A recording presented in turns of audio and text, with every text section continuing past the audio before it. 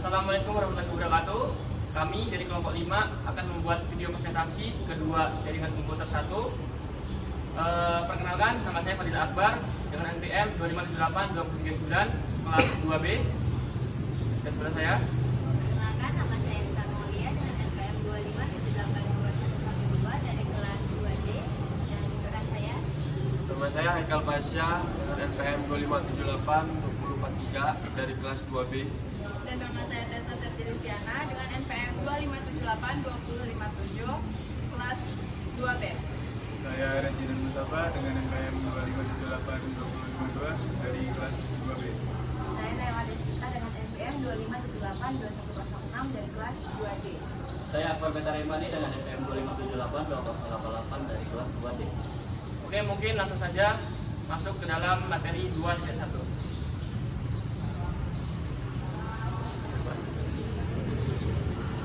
Oke, saya akan menjelaskan tentang materi 2.1 yang dimana operasi sistem. Jadi, sistem operasi adalah perangkat lunak yang menghubungkan antara user dengan perangkat keras atau hardware, serta mengatur seluruh operasi sistem. Intinya itu kayak mengelola CPU, memori, dan perangkat input atau output, dan menjalankan aplikasi.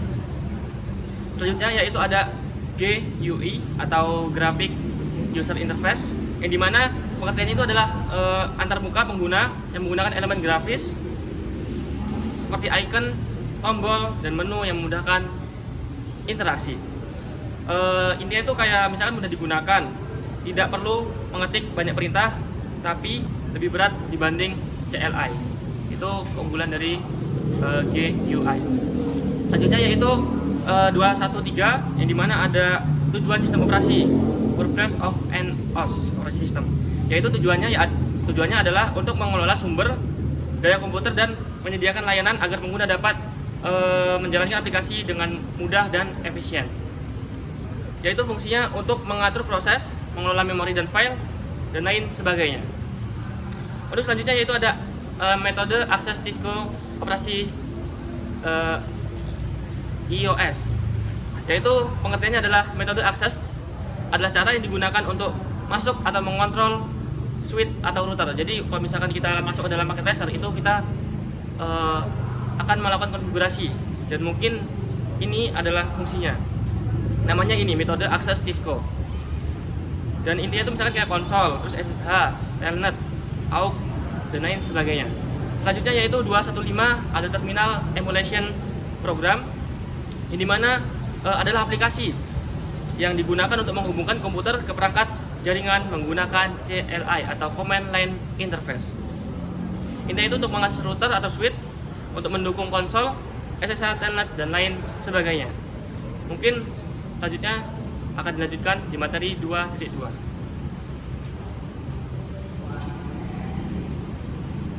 Selanjutnya yaitu materi 2.2 yaitu iOS Navigation. Nah, di dalam materi ini iOS Navigation itu adalah yang menjelaskan cara pengguna mengakses serta mengelola perangkat jaringan melalui CLI yang terdiri dari beberapa mode dengan fungsi dan tingkat akses yang berbeda. Yang pertama yaitu ada User Access Mode yang merupakan mode awal dengan akses terbatas, hanya digunakan untuk monitoring dasar. Mode ini ditandai dengan simbol lebih besar. Nah, yang selanjutnya yang kedua yaitu ada Privileged Access Mode, memberikan hak akses yang lebih tinggi untuk memberikan perintah lanjutan. Mode ini ditandai dengan simbol pagar yang bisa diakses dengan perintah enable, dan jika keluar dari perintahnya yaitu menggunakan perintah disable. Yang selanjutnya yaitu untuk melakukan konfigurasi digunakan global configuration mode yang digunakan dengan perintah configure terminal yang ditandai dengan buka kurung config tutup kurung pagar. Nah, di dalam mode ini pengguna dapat masuk ke dalam submode seperti line configuration mode, yaitu untuk mengatur akses, contohnya itu seperti line console 0 dan juga line VTY 04. Lalu yang kedua ada interface configuration mode, yaitu untuk mengkonfigurasi interface jaringan, contohnya itu seperti interface FA 0/1 dan juga interface G 0/1 0/0. Yang selanjutnya yaitu perpindahan antar mode, bisa juga juga dilakukan dengan perintah exit untuk kembali ke mode yang sebelumnya, lalu perintah N atau Ctrl Z untuk langsung ke privilege exit mode. Nah, pemahaman terhadap mode-mode ini memudahkan pengelolaan konfigurasi perangkat Cisco secara lebih terstruktur. Nah, begitu saja penjelasan untuk materi 2.2. Bisa dilanjutkan dengan materi yang 2.3.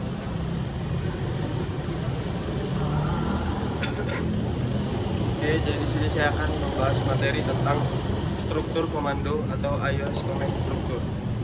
Jadi materi ini menjelaskan cara menulis perintah di CLI Cisco iOS dengan benar, supaya perangkat seperti router atau switch bisa memahami apa yang kita inginkan. Selanjutnya 2.3.1 Basic iOS command struktur. Di Cisco iOS, setiap perintah itu punya struktur seperti kalimat. Struktur umumnya command plus keyword plus argumen. Penjelasannya show, perintah utama untuk menampilkan informasi, dan IP, keyword untuk menentukan jenis informasi, dan interface brief, argumen, detail yang ingin kita ditampilkan. Kesimpulannya, command inti perintah, keyword penjelas, argumen detail tambahan. Ibaratnya seperti bicara, kalau susunan kata salah, perangkat tidak akan mengerti.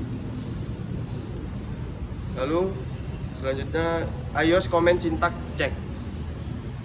Cisco iOS punya fitur untuk mengecek apakah perintah yang kita ketik benar atau tidak. Artinya, contoh salah show IP, dan dia akan muncul invalid input detect. Artinya ada kesalahan penulisan, iOS tidak mengenali perintah tersebut, dan fungsinya menunjukkan letak kesalahan, mencegah konfigurasi yang salah.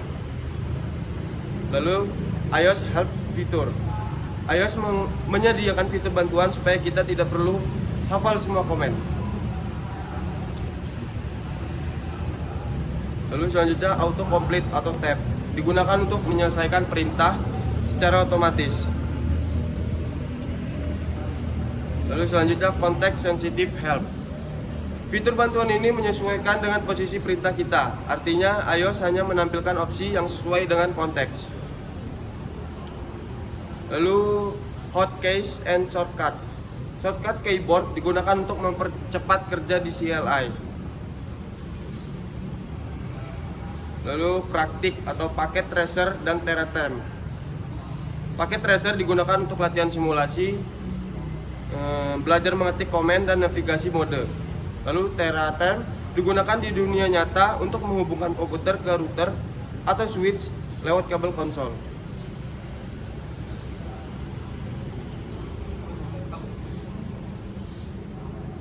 Oke, selanjutnya yaitu 2.4, yang dimana yang pertama itu hostname. Jadi hostname itu adalah sebuah adalah nama yang diberikan untuk perangkat seperti router atau switch. Fungsinya itu untuk mengenali perangkat tersebut, dan namanya itu nggak boleh sembarangan, nggak boleh ada spasi, harus unik juga. Dan selanjutnya yaitu mungkin ada password with length, yang dimana adalah aturan atau pedoman dalam membuat kata sandi. Jadi misalkan kita itu harus mengombinasikan huruf atau angka atau simbol-simbol tertentu, dan kita diminta untuk menghindari kata-kata atau sandi yang mudah ditebak. Dan selanjutnya yaitu ada konfigurasi password, yang dimana hal ini adalah pemberian kata sandi kepada perangkat jaringan untuk membatasi akses pengguna. Jadi kalau misalkan ada pengguna lain, itu nggak bisa asal masuk ke perangkat kita, karena kita sudah memberikan password seperti itu. Dan selanjutnya yaitu ada encrypt password, yang dimana encrypt password ini adalah proses mengubah password menjadi terenkripsi, tidak terbaca langsung untuk meningkatkan keamanan. Fungsinya itu untuk melindungi password dari pencurian, dan password tidak ditampilkan dalam bentuk asli, lebih aman dibandingkan password biasa. Selanjutnya yaitu ada banner message, atau banner message adalah pesan yang ditampilkan saat pengguna mencoba mengakses perangkat jaringan. Jadi intinya itu berisi peringatan atau informasi, digunakan untuk keamanan, misalnya akses hanya untuk pengguna resmi. Selanjutnya yaitu ada secure administrative access to a switch, yang dimana untuk mengamankan sebuah device, untuk mengamankan akses administrator ke perangkat switch agar tidak disalahgunakan. Dan yang terakhir ada syntax checker, yang dimana adalah fitur untuk memastikan bahwa perintah yang dimasukkan sesuai dengan aturan bahasa Cisco iOS. Fungsi itu untuk membantu menghindari kesalahan, untuk memberikan petunjuk jika salah dan mempermudah proses konfigurasi. Oke, mungkin lanjut ke 2.5. Nah, di sini saya akan menjelaskan tentang 2.5 yaitu 4 program sederhana. Yang pertama di sini ada 2.5.1 yaitu menginskripsi pesan. Nah, di sini ada 4 program sederhana untuk menyajikan beberapa aspek proses string di dalam Python. Di mana sandi ini mungkin diciptakan dan digunakan oleh Guis, Julius Caesar dan pasukannya selama Perang Gallia.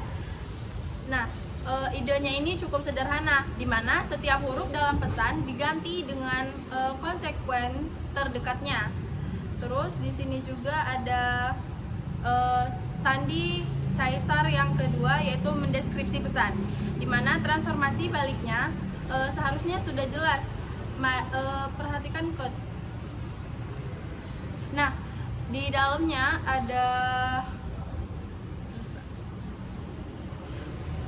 ada running konfigurasi dan juga startup konfigurasi, di mana running konfigurasi itu adalah RAM dengan sifatnya sementara. Jadi kalau switch mati mendadak, semua pengaturan di sini akan hilang. Terus kalau startup konfigurasi ada di NVR RAM. Ini itu adalah file permanen yang akan dibacakan oleh switch saat pertama kali dinyalakan. Terus di sini ada perintah penting atau documents, di mana untuk mengelola file ada 3 perintah utama. Yang pertama itu untuk melihat apa yang sedang berjalan, misalnya kita menggunakan show running config. Terus ada yang kedua untuk menyimpan perubahan agar permanen, di mana kita menggunakan copy running sama startup config. Nah, yang ketiga, kalau kita mau mereset atau menghapus sebuah file konfigurasi, kita bisa menggunakan rs startup config, lalu kita melakukan reload. Nah, di sini juga ada penanganan kesalahan atau backup. Kita bisa membatalkan perintah satu persatu dengan kata no, atau jika sudah terlalu kacau bisa mereload perangkat sebelum menyimpan ke dalam RAM atau NVRAM. Selain itu, kita juga bisa melakukan backup ke dalam teks menggunakan aplikasi terminal seperti PUTTY. Caranya cukup dengan mengaktifkan fitur logging, lalu menjalankan perintah show, lalu simpan file sebagai cadangan di dalam PC kita.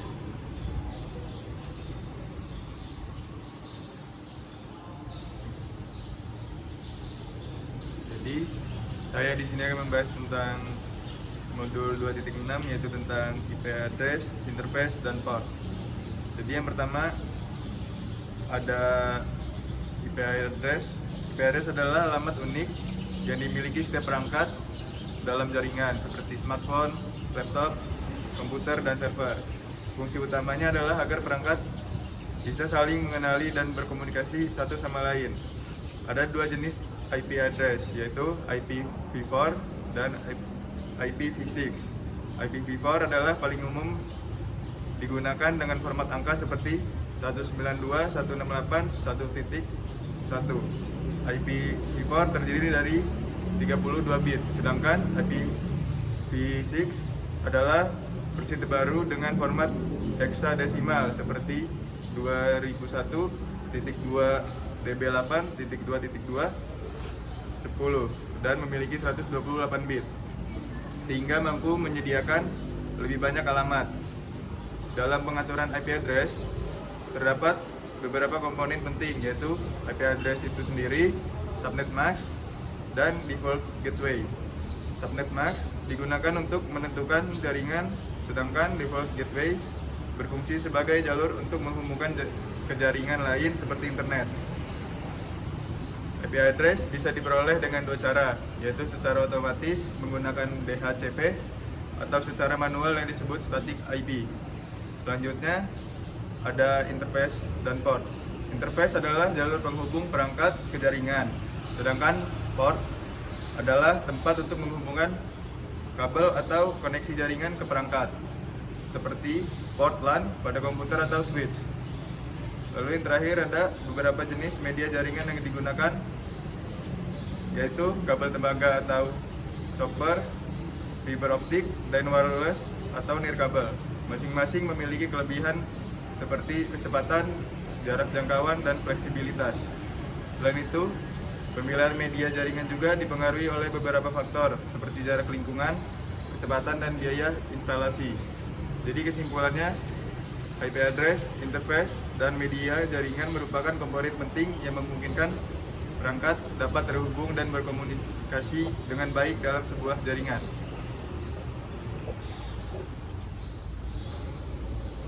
Oke, selanjutnya saya di sini akan menjelaskan modul 2.7 yaitu tentang perangkat akhir sampai ke switch. Konfigurasi IP pada perangkat akhir. Pertama, kita bahas soal perangkat akhir seperti PC atau laptop. Agar perangkat ini bisa berkomunikasi dalam jaringan, mereka butuh identitas yang disebut dengan IP address.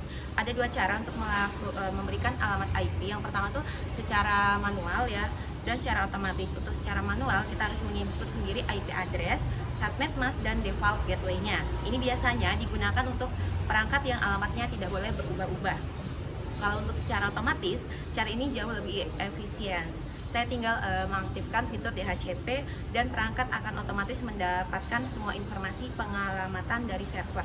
Ini sangat membantu untuk menghindari kesalahan input atau alamat yang ganda. Yang ketiga yaitu verifikasi konfigurasi. Setelah dikonfigurasi, kita perlu memastikan apakah alamat tersebut sudah terpasang dengan benar. Caranya adalah dengan menggunakan command prompt dan mengaktifkan perintah ipconfig ya. Melalui perintah ini saya bisa melihat detail konfigurasi IP yang sedang aktif pada perangkat tersebut. Lalu selanjutnya konfigurasi virtual interface pada switch. Selanjutnya kita masuk ke bagian switch. Berbeda dengan PC, switch adalah perangkat layer 2, tapi saya tetap bisa memberikan alamat IP pada SPI atau switch virtual interface pada VLAN 1. Tujuannya adalah agar switch tersebut bisa saya kelola atau saya remote dari jarak jauh. Langkah pentingnya adalah masuk ke mode konfigurasi interface. Memberikan alamat IP yang paling krusial adalah memberikan perintah no shutdown agar interface virtual tersebut aktif dan berstatus up. Oke, yang selanjutnya verifikasi konektivitas. Saya memastikan semuanya berjalan dengan lancar. Saya harus melakukan pengujian ya konektivitas dasar menggunakan perintah ping. Jika saya sudah melakukan ping dari PC ke switch dan mendapatkan balasan atau replay, itu tandanya seluruh konfigurasi pengalamatan IP yang saya jelaskan tadi sudah berhasil dan antar perangkat saling terhubung. Jadi inti dari modul 2.7 adalah bagaimana kita memberikan identitas pada perangkat di jaringan agar komunikasi data bisa berjalan dengan baik. Sekian penjelasan dari saya, terima kasih atas perhatiannya.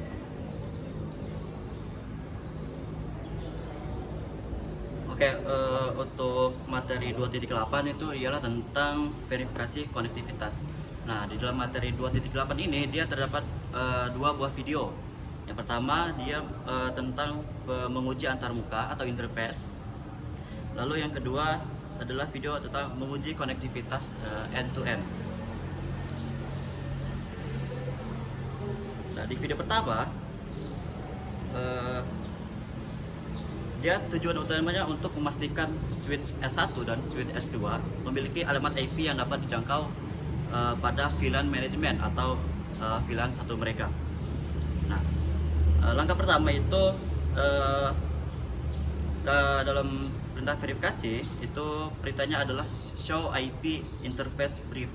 Nah, perintah ini dia memberikan gambaran umum tentang semua port dan SPI yang menampilkan IP address, status, dan protokol.